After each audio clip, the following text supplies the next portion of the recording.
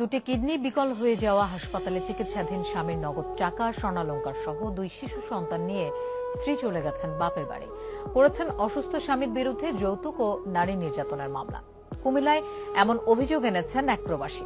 বাবার দেয়া একটি কিডনি দিয়ে বেঁচে থাকা প্রবাসী সব হারিয়ে দিশেহারা। স্ত্রী সন্তানরা চলে গেছে দূরে, সাথে নিয়ে গেছে 14 বছরে প্রবাসে অর্জিত অর্থ সম্পদ। সব হারিয়ে দিশেহারা রবিউলের সঙ্গী, চোখের পানি আর স্মৃতির অ্যালবাম।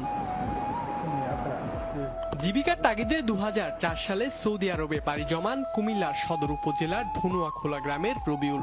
10 বছর পর দেশে ফিরে বিয়ে করেন বুড়িচং উপজেলার চানগাছা গ্রামের রিপা আক্তারকে। প্রায় 8 বছরের দাম্পত্য জীবনে তাদের 2 কন্যা সন্তান। তাদের নিয়েই ঘর ছেড়েছেন স্ত্রী। আমার একা ফালা রেখে চলে আইছে হসপিটালে। আমার কোনো সেবা যত্ন করছে না, কোনো কিছু করছে না। আমার সন্তানটির বেড়াই আমার তারা বাড়িতে অনেকবার গেছি, তারা আশা নেওয়ার জন্য আমার বাড়িতে আসবে না।